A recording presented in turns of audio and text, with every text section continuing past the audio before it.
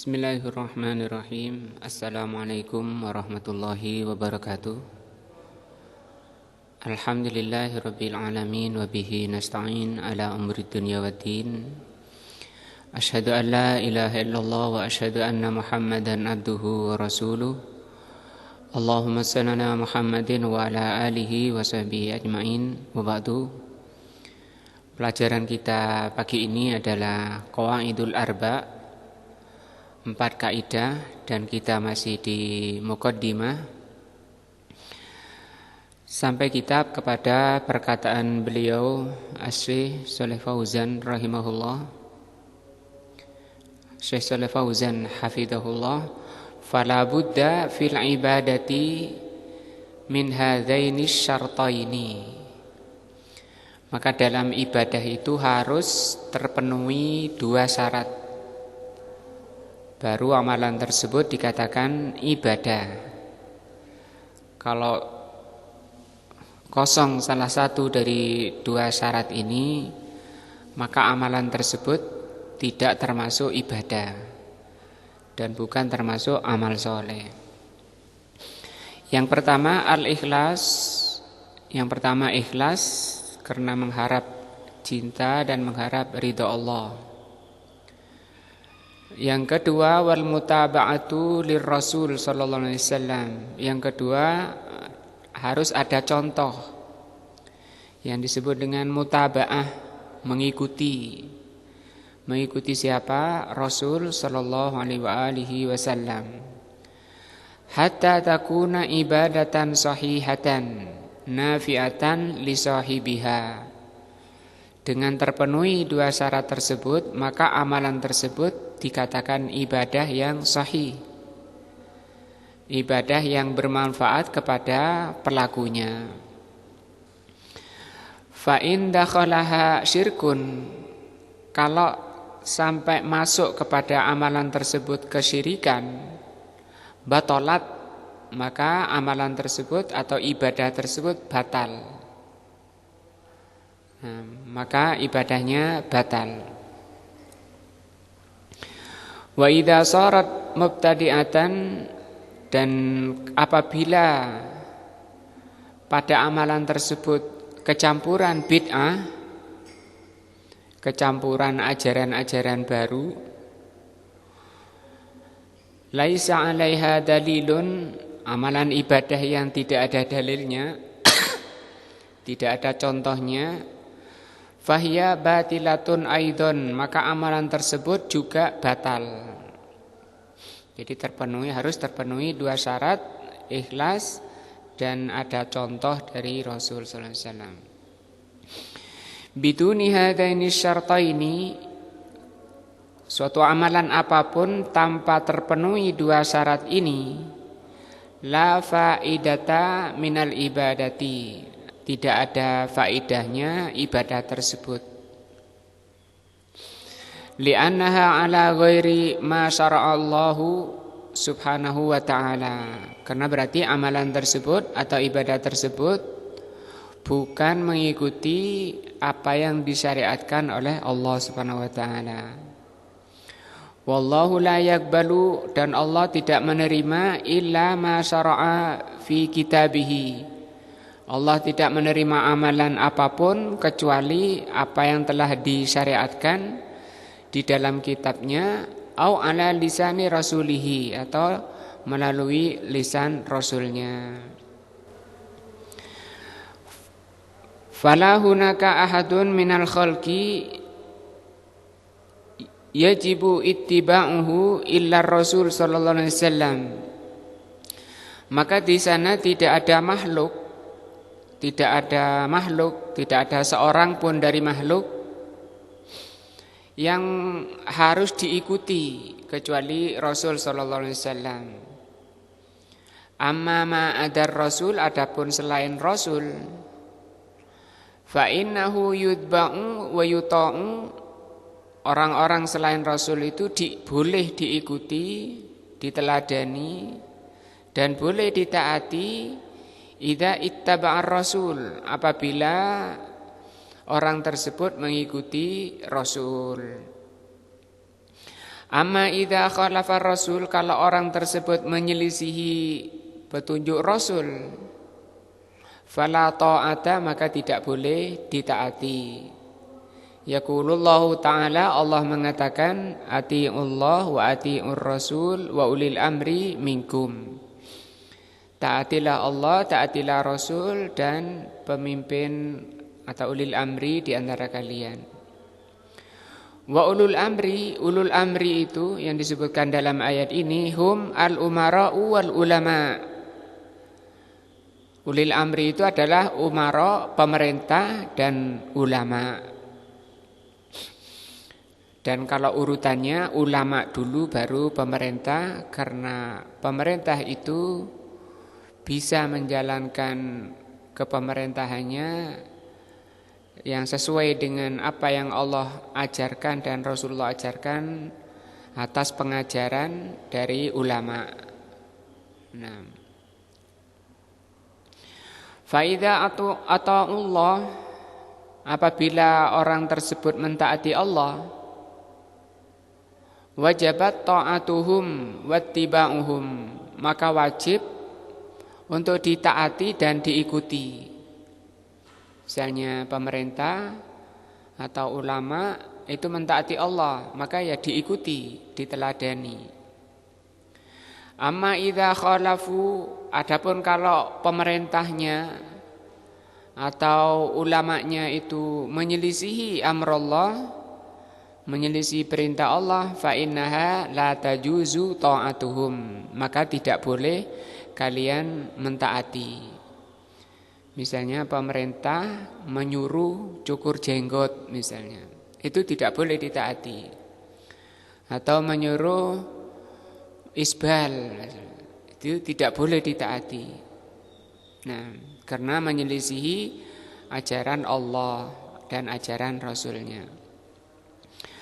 Wala ittiba'uhum, maka orang tersebut tidak boleh diikuti fima khalafu fi, dalam perkara yang menyelisihi Allah dan Rasulnya. Li'annahu laisa hunaka ahadun yuta'u istiqlalan, karena di sana tidak ada seorang pun yang boleh ditaati secara menyendiri. Minal khalqi, dari makhluk ini, illa Rasulullah, kecuali Rasulullah. Yang boleh ditaati secara menyendiri, membuat aturan sendiri, itu dari makhluk ini hanya Rasulullah saja. Makanya di sini oleh Allah diulang atiullah wa atiur rasul. Wa ma adahu, adapun selain beliau, selain Rasulullah, fa innahu yuta'u wa yudba'u, mereka itu ditaati dan diikuti idza ata'ar rasul, apabila mentaati ar-rasul. Wattaba'ar rasul, dan orang tersebut mengikuti rasul. Hadhihi hiya al-ibadatus shahihah, inilah ibadah yang benar. Apabila mencocoki Allah dan Rasulnya. Nah, yang keempat,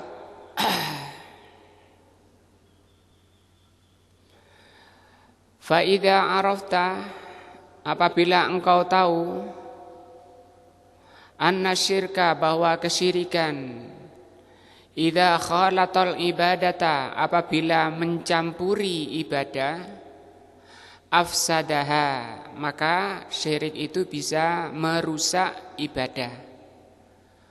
Wa ahbatal al-amal, dan bisa menghapus pahala amalan tersebut. Wasara sahibuhu, dan akan menyebabkan pelakunya minal khalidina finnar, dan akan menyebabkan pelakunya itu kekal di neraka. Padahal ini ahli ibadah, ya, ahli ibadah, ahli amal soleh, hanya saja ibadahnya kecampuran syirik. Kalau kalian tahu masalah ini, arafta, maka harus kamu ketahui, hendaknya kamu ketahui, anna ahamma ma alaika, bahwa yang paling penting untuk kalian ketahui, yang terpenting untuk kalian ketahui, ma'rifatu dzalika, engkau mengetahui masalah ini, yaitu masalah syirik dan bahayanya kesyirikan.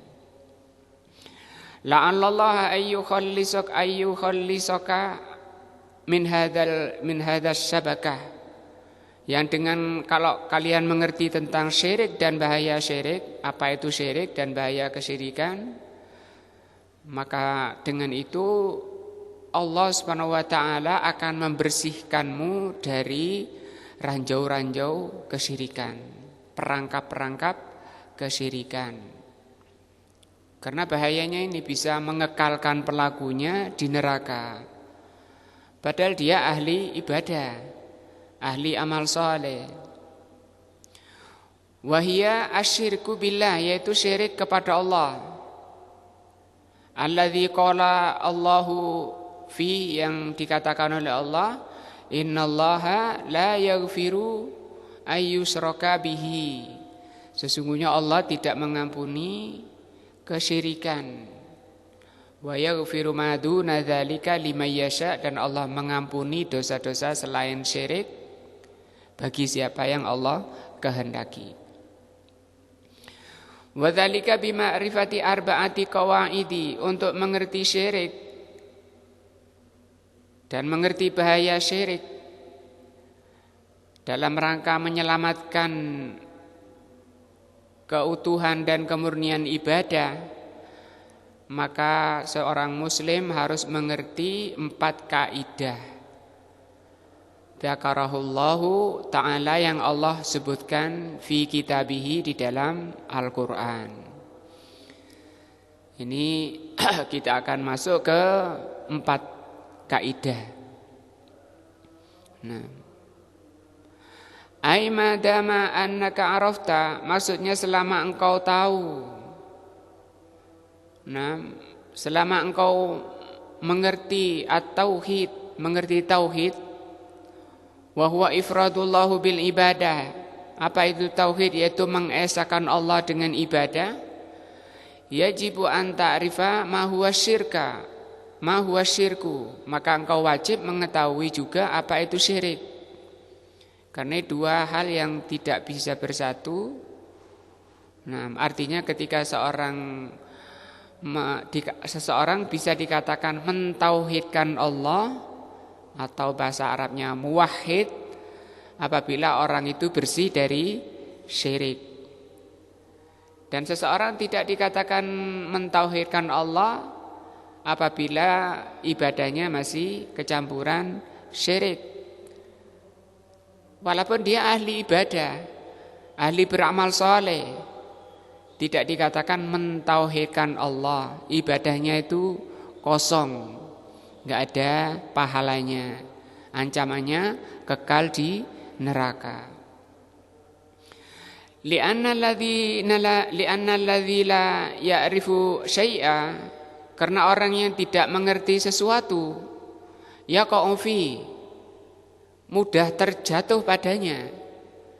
Tidak ngerti ini lubang, ya jatuh. Kenapa sampean jatuh? Tidak ngerti. Nah, ada yang nabrak sana.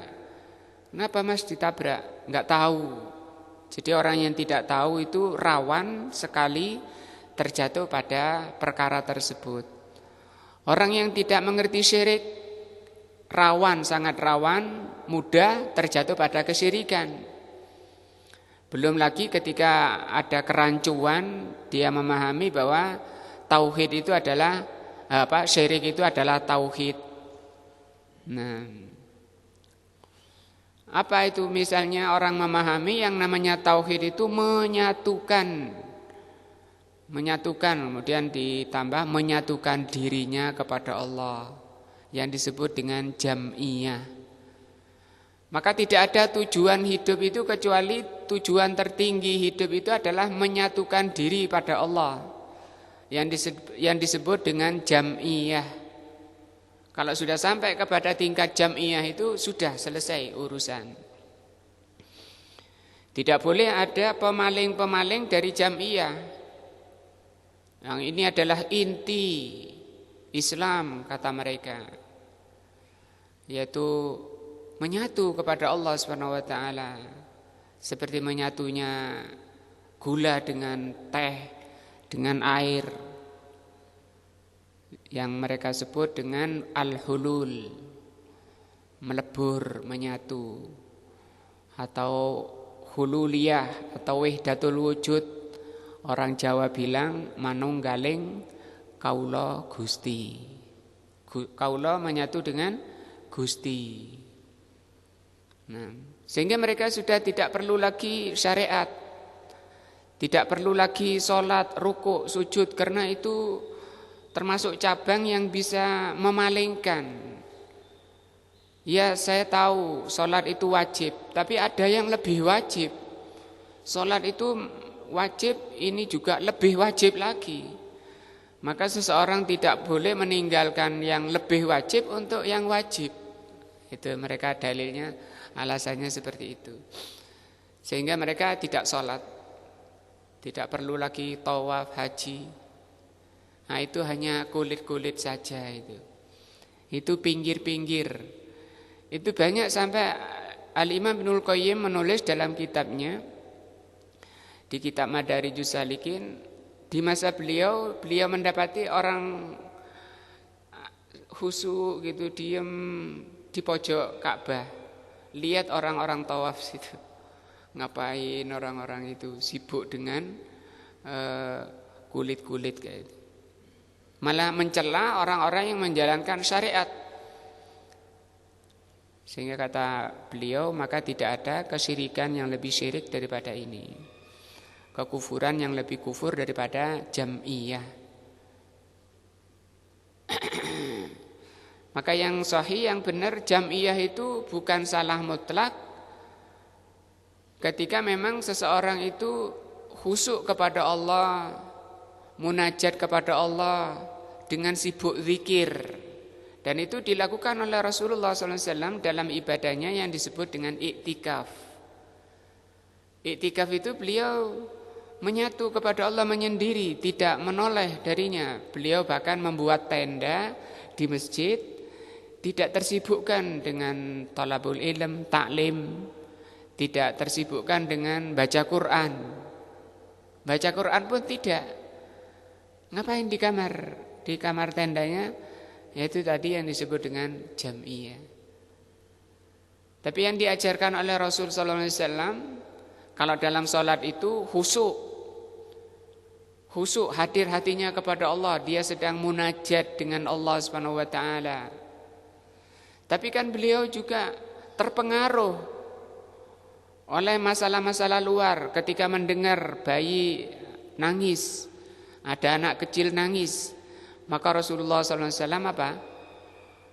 Merubah sholatnya, dipercepat sholatnya, karena tak khawatir ibunya tidak tenang dalam sholat, karena mikirkan bayinya. Artinya Rasul kan juga terpengaruh. Dan jam'iyah itu boleh, tapi di luar yang disebut dengan fariqah, ajaran-ajaran di luarnya ya boleh. Sholat itu juga wajib tetap dijalani, syariat Allah tetap dijalani. Karena mereka kalau sudah kena faham ini, mereka seperti orang linglung, pasrah katanya kepada Allah. Karena pasrahnya dia tidak memperdulikan lagi, tidak berpikir lagi, sudah dipasrahkan katanya kepada Allah. Menggunakan pikirannya sudah tidak jalan, dia kemana-mana. Kadang udah di jalan-jalan itu, makan di sampah-sampah, dedaunan, tidur di situ waktunya sholat, ya merenung di situ. Nah, sehingga kelihatan secara fisik dia tidak beda dengan yang di rumah sakit jiwa.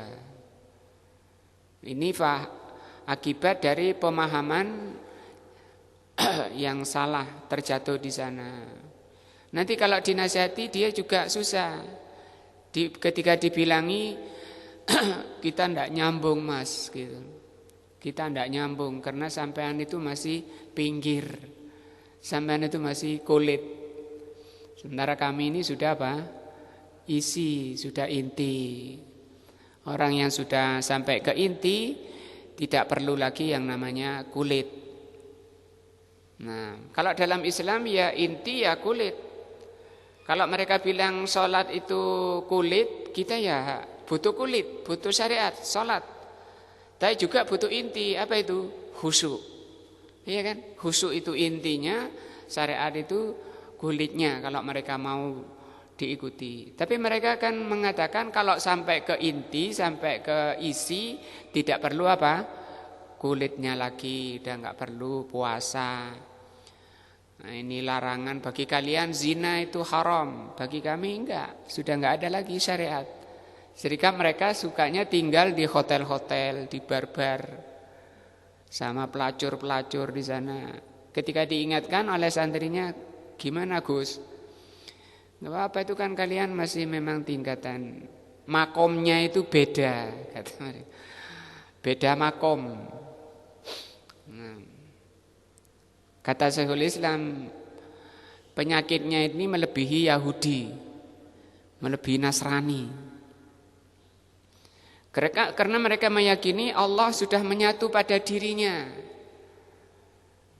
Nah, kalau saya diperintah maka saya memerintah. Coba sampai seperti. Kalau kalian kan diperintah oleh Allah, sementara saya, Allah itu sudah menyatu pada diriku. Kalau saya memerintah, saya juga diperintah. Saya juga bisa memerintah. Nah, wa rabbul ana wa ana rabb wa rabbul ana. Anak saya itu Rob itu juga saya. Maka tidak boleh, maka orang yang belajar Al-Quran itu hanya membawa kepada kesyirikan, kata mereka. Itu akibat orang yang tidak mengerti makna syirik secara benar. Mengatakan belajar Al-Quran itu hanya membawa kepada kesyirikan. Kalau yang pertama tadi yang sampai masuk inti, itu mengatakan sudah tidak perlu dipisahkan antara khalik dan makhluk. Nah, antara khalik dan makhluk tidak boleh dipisahkan. Itu namanya tauhid. Itu namanya menyatu, bersatu, jadi satu. Nah. Jadi apa yang dikehendaki oleh Tuhan ya apa yang aku kehendaki, seperti fala budda annaka ta'rifa, sehingga wajib bagimu untuk mengetahui, mempelajari anwa asyirki, macam-macam syirik. Itu wajib bagi setiap muslim supaya bisa mencapai tujuan diciptakannya, yaitu mengesahkan Allah, mentauhidkan Allah. Min ajli an tatajannabaha. Kenapa kita harus belajar syirik dan macam-macam kesyirikan? Supaya kita bisa menghindari kesyirikan tersebut. Li'anna Allah, karena Allah Azza wa Jalla hadzara, karena Allah Subhanahu wa taala memperingatkan minasyirki, dari kesyirikan. Dalam firman-Nya, innallaha la yaghfiru ayyushraka bihi wa yaghfiru ma duna dzalika liman yasha. Allah tidak mengampuni syirik dan Allah mengampuni dosa selainnya. Sementara syirik itu bertingkat. Ada syirik kecil, ada syirik besar. Syirik yang samar. Kata Rasul, yang paling aku khawatirkan menimpa kalian asyirkul khafi, syirik yang samar. Bagaimana itu? Bagaimana ya Rasulullah SAW? Syirik kecil itu, syirik khafi itu seperti semut hitam di atas batu hitam di tengah kegelapan malam. Saking samarnya. Bagaimana itu ya Rasul? Seorang yang sholat, coba, dia sholat. Sholatnya sudah benar. Seperti yang dicontohkan oleh Rasulullah SAW. Kemudian datang seseorang fayuzayyinu sholatahu, maka orang tersebut memperindah, memperbagus sholatnya ketika ada orang datang. Ini namanya syirik apa? Syirik kecil yang disebut dengan riya. Ya, riya, ingin dilihat. Maka syirik itu seperti ini, keputusan dari Allah. Allah tidak mengampuni. Nah, padahal dia sholatnya sudah bagus dan diperbagus. Malah apa? Batal malah. Bukan sholatnya yang batal, tapi pahalanya dan ibadahnya batal. Sama dengan tidak sholat, seperti orang yang sholat tanpa wudu. Fahadha syirku, maka syirik ini alladzi hadza khataruhu, yang demikian besar bahayanya, wa huwa annahu yuhrimu minal jannah. Kalau di sini Allah katakan di surat An-Nisa Allah tidak mengampuni. Di surat Al-Maidah Allah mengatakan bahwa kesyirikan bahaya berikutnya dia diharamkan masuk jannah. Orang yang jatuh pada kesyirikan haram masuk surga. Terus di mana? Di neraka. Kata Allah Subhanahu wa taala, "Innahu man yusyrik billah." Sesungguhnya barang siapa yang syirik kepada Allah, faqad harramallahu alaihil jannah. Sungguh Allah haramkan. Siapa yang mengharamkan? Allah Azza wa Jal, al-jannah. Wa yahrimu minal maghfirah, dan dia diharamkan oleh Allah untuk mendapatkan ampunan. Nah, bahaya dan sangat berbahaya. Idzan, kata beliau, kalau begitu, maka syirik itu, kata beliau, hadza khatarun azimun. Ini adalah bahaya yang sangat besar. Yajibu alaika an ta'rifahu, maka wajib kamu mengetahui apa itu syirik. Bagaimana, ada berapa macam-macam kesyirikan. Qabla ayyi khatarin, sebelum kamu belajar bahaya-bahaya yang lain. Nah, sebelum kamu mengetahui bahaya-bahaya yang lain, hendaknya, makanya Rasulullah SAW mengawali dakwah itu adalah dengan apa? Tauhid. Dan para ulama mengatakan bahwa orang yang mulai dakwah bukan dengan tauhid itu kurang bijak. Misalnya belajar sholat, ternyata sholatnya kecampuran apa? Syirik, karena tidak belajar tauhid. Orang yang bijak adalah mencontoh Rasulullah SAW dalam dakwahnya. Nah, li'anna syirka, karena syirik, dollat fihi afhamun wa ukulun. Karena syirik itu bisa menyesatkan faham-faham dan akal-akal. Nah, akal-akal bisa rusak, bisa sesat.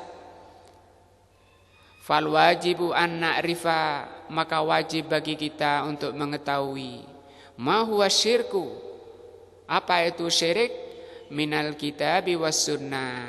Hanya saja belajarnya, mengetahui syirik itu harus dari Alkitab dan As-Sunnah. Nah, bukan syirik menurut selainnya. Nah, banyak di luar mengatakan syirik itu menyembah patung. Belum tentu itu, bukan itu aja batasannya. Mana ada orang ngaku muslimin nyembah patung? Enggak ada. Di rumahnya naruh patung disembah-sembah, enggak ada muslimin. Di rumahnya naruh patung atau di depan rumahnya naruh patung untuk disembah, diberi sesaji setiap hari, tidak ada. Nah, karena syirik itu bukan itu saja. Itu ya syirik besar. Tapi bukan hanya itu. Allahumma hadzara min syai'in illa wa bayyanahu. Allah tidak memperingatkan sesuatu kecuali sesuatu yang Allah peringatkan itu Allah terangkan. Jauhi ini, hati-hati ini. Maka ini sesuatu tersebut pasti sudah Allah terangkan. Wa ma amara bi syai'in, Allah tidak memerintah sesuatu illa wa yubayyinuhu linnas, kecuali Allah pasti sudah menjelaskan apa-apa yang Allah perintahkan. Sehingga semua yang mengantarkan manusia ke surga sudah Allah perintahkan dan sudah diajarkan oleh Rasulullah SAW. Dan segala sesuatu yang menyebabkan manusia masuk neraka sudah Allah terangkan dan sudah Allah larang. Kenapa Allah larang? Karena berbahaya. Fahuwa lam yuharrimu syirka wa yatrukuhu mujmalan. Nah, Allah Subhanahu wa taala tidak mengharamkan syirik dan meninggalkannya secara mujmal, tidak secara global. Bal bayanahu fil Qur'anil azim wa bayanahu Rasul sallallahu alaihi wasallam fis sunnah. Bukan hanya dilarang secara global, bukan hanya diterangkan, diharamkan secara global, tapi oleh Allah Subhanahu wa taala diterangkan seterang-terangnya, sedetail-detailnya di dalam Al-Qur'an yang mulia, dan telah diterangkan oleh Rasulullah sallallahu alaihi wasallam dalam sunnah bayanan syafian, dengan penjelasan yang memuaskan, yang tuntas. Jimat itu diterangkan. Innat tamaima syirkun, sesungguhnya tamimah itu syirik. Bersumpah dengan selain Allah itu syirik. Mengatakan kalau bukan karena engkau dan kalau bukan karena Allah dan kamu, maka saya tidak bisa selamat. Ini juga syirik ya. Kalau bukan karena Allah dan kamu, maka saya tadi sudah ketabrak misalnya. Dan saya sudah mati kalau bukan karena Allah dan kamu. Ini juga syirik.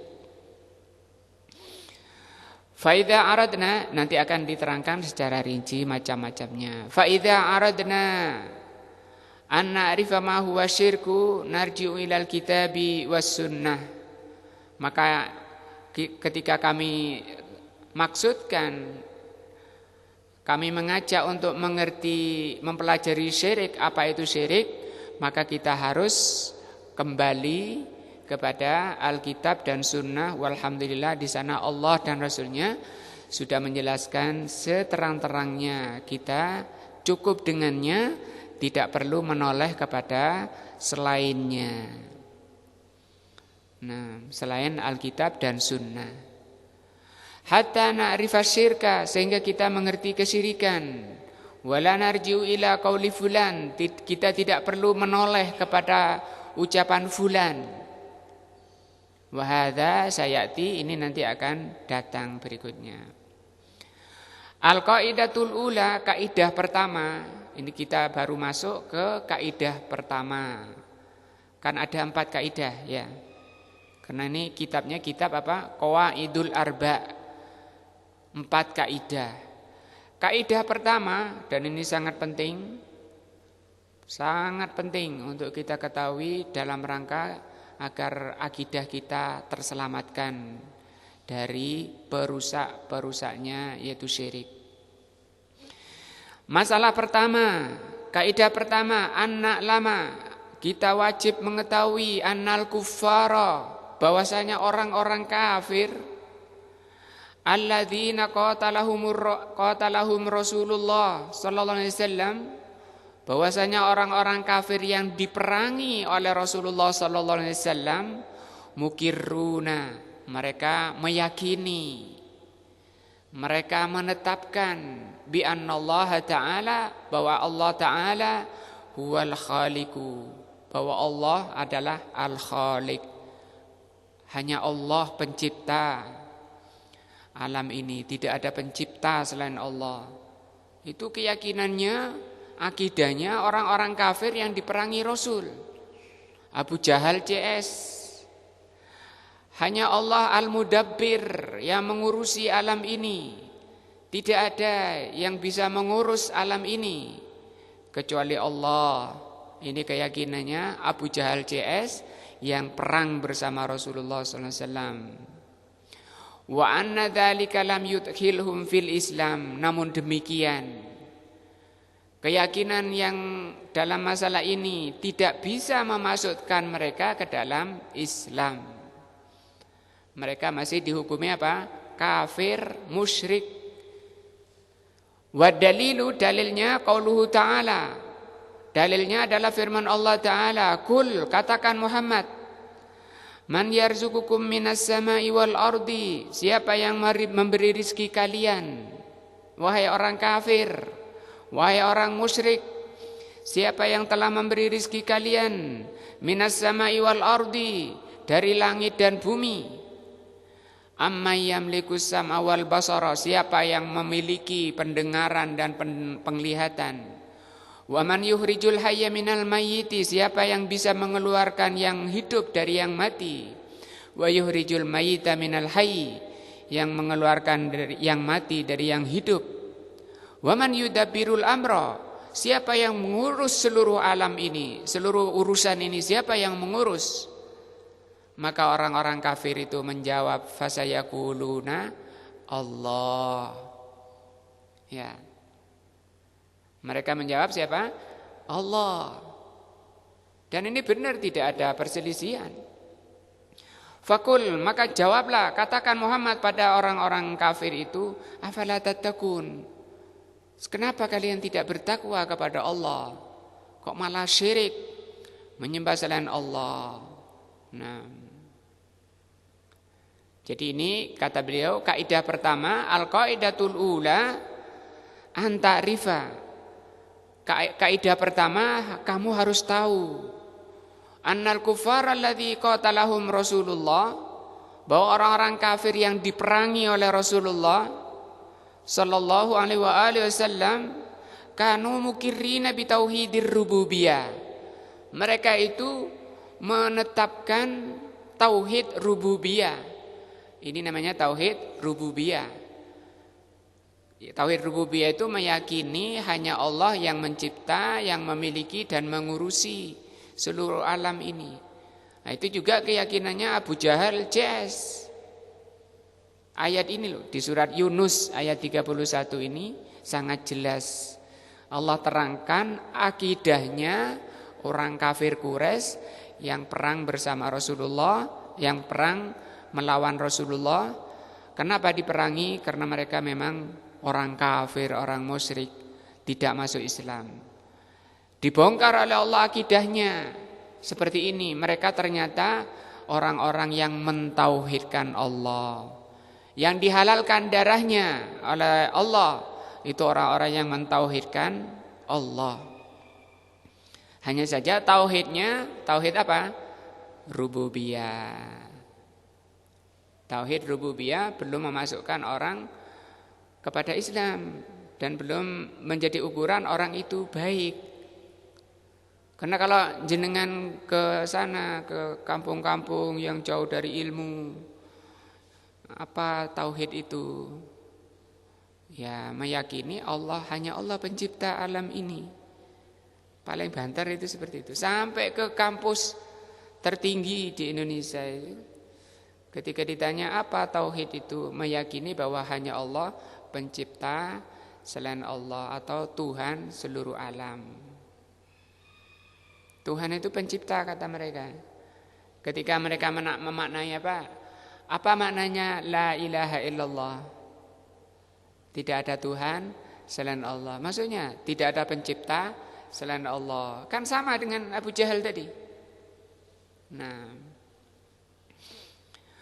wa ma'adzalika, walaupun mereka sudah mentauhidkan Allah, yang disebut dengan tauhid rububiyah, ikraruhum, walaupun demikian ikrar mereka bitauhidir rububiyah, yaitu mentauhidkan tauhid rububiyah, lam yudkhilhum fil Islam, belum memasukkan mereka ke dalam Islam. Walam yuharram, dan belum diharamkan dima'uhum, darah-darah mereka. Tidak diharamkan berarti dihalalkan, diperangi. Wala amwaluhum, demikian juga harta mereka masih halal, boleh dirampas menjadi harta rampasan. Padahal mereka mentauhidkan Allah. Fadalla ala anna tauhida, maka Ayat tadi menunjukkan bahwasanya tauhid laisa huwal iqraru birrububiyyati faqat. Bahwasanya tauhid itu bukan hanya mengikrarkan diri dengan tauhid rububiyah saja. Orang yang mentauhidkan rububiyah, mengikrarkan, mentauhidkan tauhid rububiyah saja, itu belum masuk ke dalam tauhid. Belum sampai kepada arti tauhid yang dikehendaki oleh Allah, yang dibawa oleh para rasulnya. Wa anna syirka dan sesungguhnya kesyirikan laisa huwa syirku fir rububiyah. Demikian juga syirik itu bukan meyakini bahwa ada pencipta selain Allah. Kalau begitu syirik itu apa? Syirik itu meyakini ada pencipta selain Allah. Maka ini bukan hanya itu makna syirik. Bal laisa hunaka ahadun asyraka fir rububiyah, bahkan di sana sebenarnya tidak ada seorang pun di alam ini orang yang menyekutukan Allah dalam rububiyah. Illa sawadun minal khalqi, kecuali sedikit dari makhluk yang dilatar belakangi oleh kesombongan. Wa illa fakullul umam, yang jelas seluruh umat manusia tukirru bitauhidir rububiyah, semua mengikrarkan diri, mengakui tauhid rububiyah. Tidak ada pencipta selain Allah, tidak ada yang memiliki selain Allah alam ini, dan tidak ada yang mengurus seluruh alam ini. Wa tauhidur rububiyah, tauhid rububiyah itu apa? Huwa al-iqraru, yaitu ikrar. Bi annallahu wal khaliqur raziqul muhyi. Tauhid rububiyah itu adalah mengikrarkan diri bahwa hanya Allah Al-Khaliq, pencipta, Ar-Raziq, pemberi rizki, Al-Muhyi, yang menghidupkan, Al-Mumitu, yang mematikan, Al-Mudabbiru, yang mengurus. Au bi ibaratin ahsar, atau ungkapan yang lebih pendek, tauhid rububiyah adalah ifradullah ta'ala bi af'alihi subhanahu wa ta'ala. Ini ungkapan singkatannya. Yang lebih pendek, tauhid rububiyah itu adalah apa? Menyatukan Allah, mengesakan Allah, mentauhidkan Allah terhadap perbuatan Allah. Fala ahadun minal khalqi, maka tidak ada seorang pun dari makhluk idda'a, yang mengaku, tidak ada seorang pun dari makhluk yang mengaku annahunaka ahadan yuhlaku ma'allah, ada seseorang yang bisa mencipta bersama Allah. Au yarzuqu ma'allah, memberi rizki bersama Allah. Allah memberi rizki, dia juga memberi rizki, misalnya.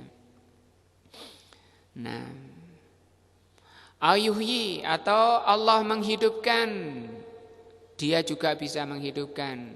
Seperti yang dikatakan Fir'aun, ana uhyi wa umid, saya juga bisa menghidupkan dan bisa mematikan.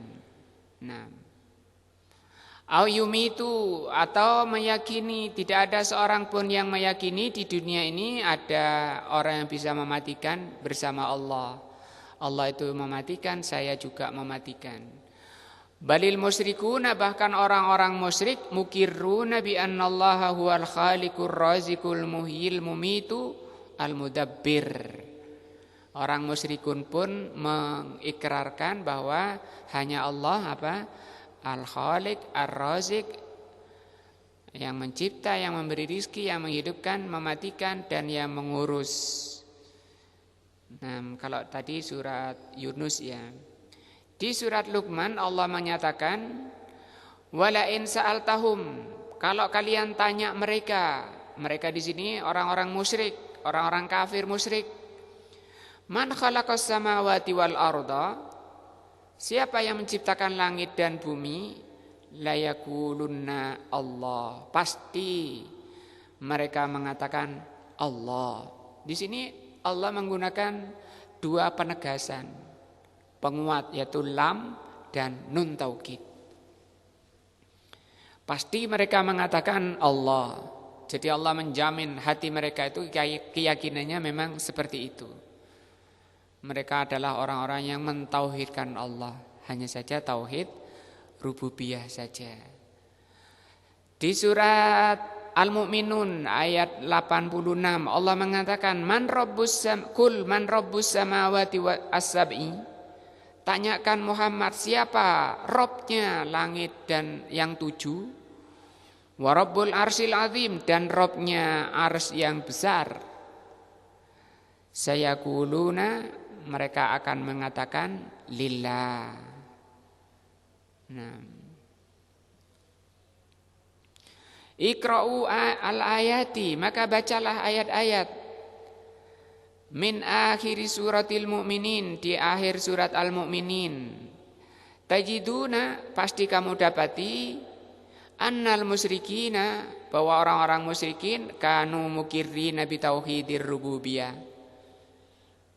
Nah, pasti kamu dapati penjelasan Allah bahwa orang-orang yang diperangi Rasul, yang dihalalkan darah dan hartanya karena mereka belum masuk Islam, mereka adalah orang-orang yang mentauhidkan Allah. Wa kadzalika fi surat Yunus, demikian juga di dalam surat Yunus. Ini ayatnya yang tadi sudah saya baca. Nah, itu kaidah pertama. Wallahu a'lam bishawab. Jadi kita pagi ini sudah masuk di kaidah pertama dari 4 kaidah. Nah, atau qawaidul arba, yaitu apa tadi? Kaidah pertama bahwa orang-orang kufar, orang-orang musyrikun itu adalah orang-orang yang mentauhidkan Allah Azza wa Jalla. Hanya aja tauhid rububiyah, dan bukan hanya itu Allah tujuan menciptakan mereka, dan bukan itu tujuan makna tauhid, seruan tauhid yang diseru oleh para rasul. Nah, wallahu a'lam bishawab. Insyaallah ini kajian kita pagi ini. Kita lanjutkan ahad depan insyaallah. Subhanakallah bihamdika asyhadu an la ilaha illa anta astaghfiruka wa atubu ilaika. Wassalamualaikum warahmatullahi wabarakatuh.